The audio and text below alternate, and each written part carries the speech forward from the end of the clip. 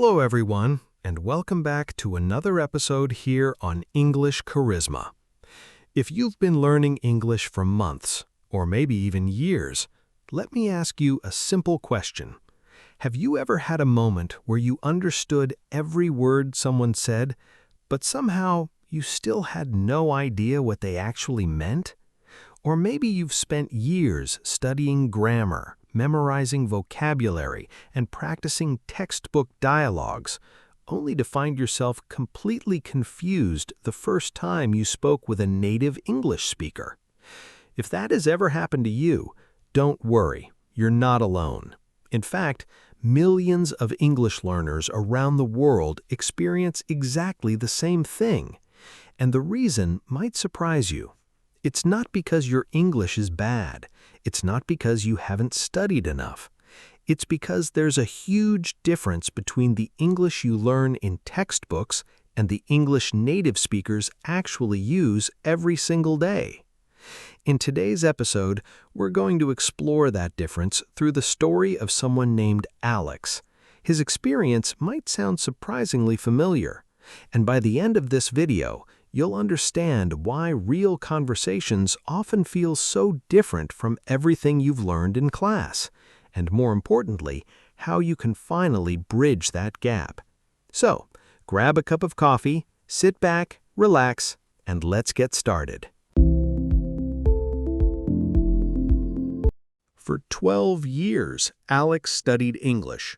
Every morning before school, he memorized new vocabulary. Every evening, he opened his grammar book and completed exercises. He knew the rules. He knew the tenses. He knew hundreds of words. His notebooks were full of sentences. How are you? I am fine, thank you. Where are you from? I am from. These were the sentences he practiced again and again. And Alex believed one thing. One day, when I finally speak to native speakers, I will be ready. But he was wrong, very wrong, because the first time Alex entered a real English conversation, he realized something shocking. The English he learned in books was not the same English people actually spoke. It happened on a rainy afternoon in London. Alex had dreamed about visiting London for years. He imagined walking through the streets, ordering coffee, talking with locals, and finally using the English he had studied for so long. When he arrived at a small coffee shop near his hotel, he felt excited. This was his moment. He walked to the counter. The barista smiled and asked, "Hey, what can I get you?" Alex paused. He understood every word, but the sentence felt strange. In his textbook, he learned, "What would you like?" or "May I take your order?" But nobody said that. The conversation was faster, more casual, more natural. Alex smiled and said, "Can I have a coffee, please?" The barista replied, "Sure. Anything else?" Alex looked confused. Anything else? Of course, he knew those words, but his brain was searching through his textbook. Where was this phrase? Which grammar rule explained this? Nothing. He simply answered, "No, thank you." The coffee arrived. The barista smiled and said, "Here you go." Alex looked at the cup. "Here you go?" Another sentence he had rarely seen in his lessons, but native speakers used it constantly. That night, Alex sat in his hotel room thinking about what happened. He asked himself, why was that so difficult? I knew the vocabulary, I knew the grammar, so why did I feel lost? And then he discovered something important. Learning a language has two different levels. The first level is knowing the language. The second level is understanding the language people actually use. Most textbooks teach you the first one, but real conversations require the second. Think about your own language. When you talk with your friends, do you speak exactly like a school book? Probably not. You don't use perfect sentences all the time. You shorten words. You use expressions. You use phrases that only make sense in certain situations. English speakers do the same thing. They don't walk around saying, "I am going to my place of residence." They say, "I'm going home." They don't usually say, "I do not understand." They say, "I don't get it." They don't always say, "I am very tired." They say, "I'm exhausted. I'm worn out. I'm beat." And that was the secret Alex never learned. English is not just a collection of rules. English is a living language. It changes depending on the person, the place, and the situation. The next morning, Alex decided to do something different. Instead of opening another grammar book, he started listening, really listening. He went outside, he watched conversations, he paid attention to how people greeted each other, how they reacted, how they expressed emotions. And slowly, he started discovering a completely different version of English, the English that textbooks never showed him, the English that native speakers use every single day. Over the next few days, Alex started paying attention to every conversation around him. At first, it felt strange. He wasn't trying to understand every single word anymore. Instead, he was looking for patterns. He wanted to know one thing: how do native speakers really communicate? And what he discovered surprised him. The problem was not that his English was wrong. The problem was that his English was too formal. It was the English of exams, the English of grammar exercises. But everyday conversations were different. They were shorter, faster, and more natural. Lesson 1: The English of Real Conversations. One afternoon, Alex met a local student named James at a small cafe. They started talking. James asked, "So, how's it going?" Alex smiled. He recognized the words, but he remembered something. His textbook taught him, "How are you?" So he answered, "I'm fine, thank you. And you?" James smiled. "Good, I'm doing pretty well." The conversation continued, but Alex noticed something. Nobody around him was saying, "I'm fine, thank you." It wasn't wrong. It just sounded like something from a classroom. People usually said, "Pretty good," "Not bad," "Doing great," "Can't complain." Small differences, but these small differences are what make your English sound natural. Lesson 2: Stop translating everything. A few days later, Alex heard two people talking outside a store. One person said, "Hold on, I'll be right back." Alex stopped. Hold on? He knew the words individually, hold, on, but together, what did that mean? He checked his dictionary, and then he realized something important. English is full of expressions that cannot be translated word by word. Hold on doesn't mean physically hold something. It means wait for a moment. Native speakers don't build every sentence from individual words. They remember groups of words. They think in phrases. That's why learning complete expressions is often more powerful than memorizing single vocabulary words. Lesson 3: The difference between correct and natural. One day, Alex met James again. James asked, "Do you want to get some food?" Alex replied, "Yes, I would like to eat something." James laughed kindly. "Nobody says that." Alex was surprised. "But it's correct." "Yes," James said, "it's correct, but people don't usually talk like that. Instead, people say, 'Yeah, let's grab something to eat. I'm hungry. Let's get some food. Want to grab lunch?'" That moment stayed in Alex's mind because he finally understood something. Being correct is not the same as being natural. A sentence can be grammatically perfect and still sound unusual. Lesson 4: The Secret of Short English. Alex started noticing another pattern. Native speakers loved short expressions. They didn't always say, "I don't know the answer." They said, "I have no idea," "No clue," "Not sure." They didn't always say, "I am very busy at the moment." They said, "I'm tied up right now," "I'm swamped," "I've got a lot going on." They didn't always say, "I am very excited about this."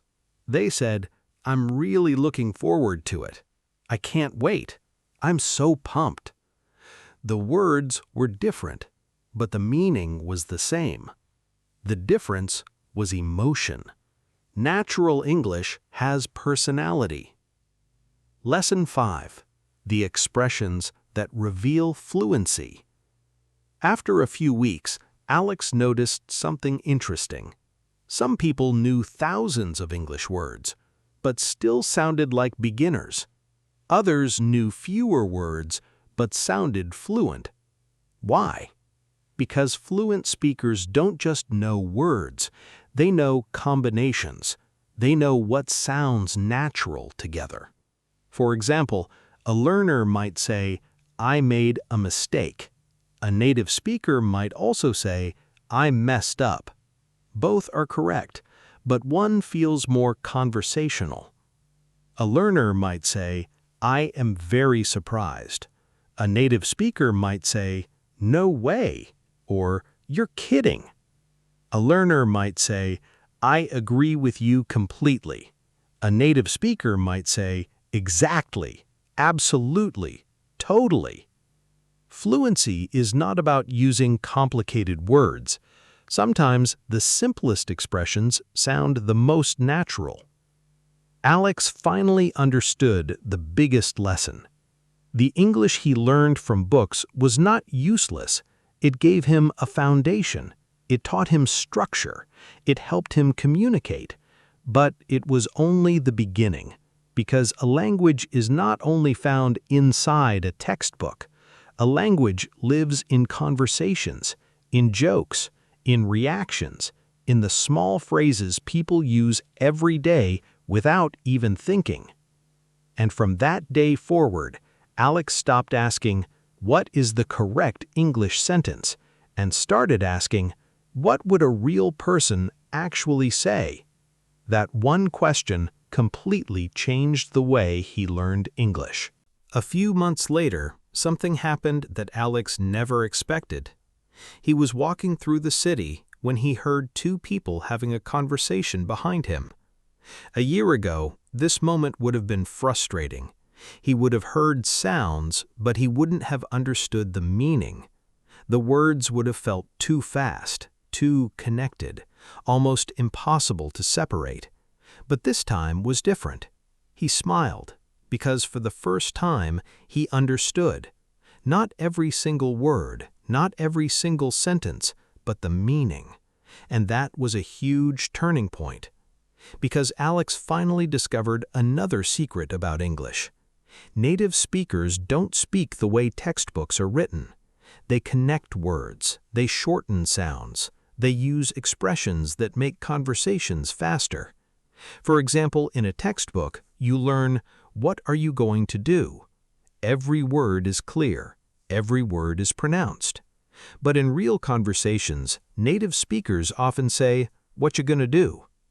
At first, this sounds completely different, but it is not a new language. It is simply natural spoken English. The same thing happens with "Did you eat?" In a conversation, you might hear "Did you eat?" or "Wanna?" instead of "Do you want to?" Native speakers are not being lazy. They're using the rhythm of their language, just like every language has its own natural flow.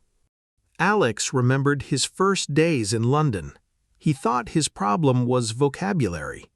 He thought, "If I learn 5,000 more words, everything will become easy." But he was wrong. The real problem was not the number of words he knew. It was the way he understood English. He was trying to understand every word separately. But fluent speakers understand ideas and patterns.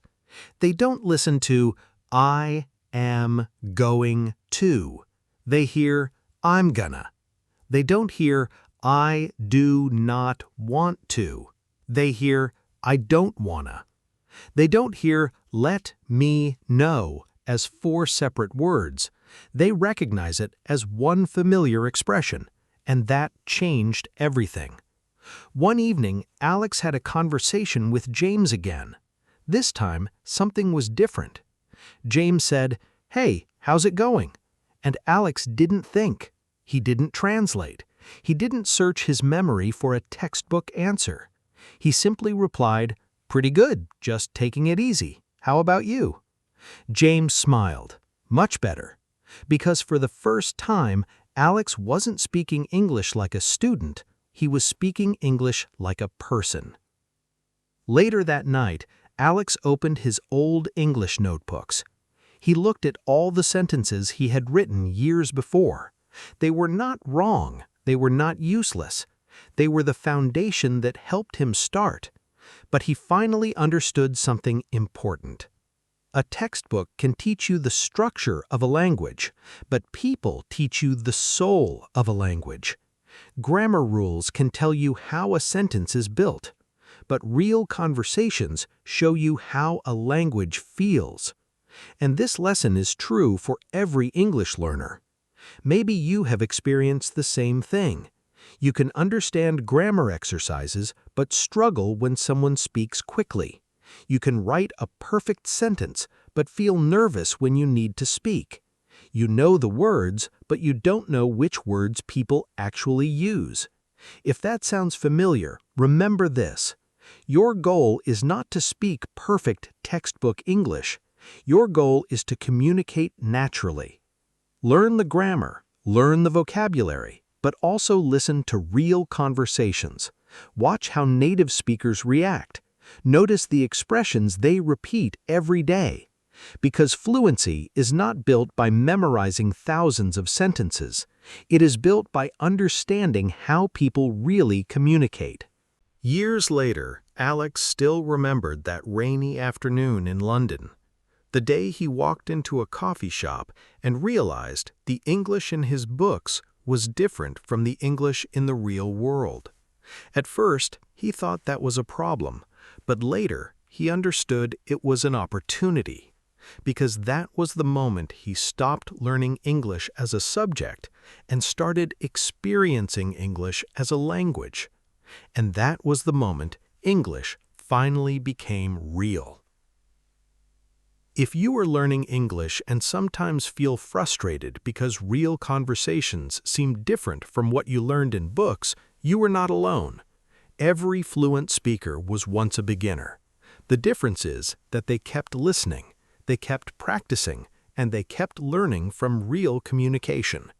So don't only study English, experience it, listen to it, use it, because the English people actually speak is the English that will take you further. See you in the next episode.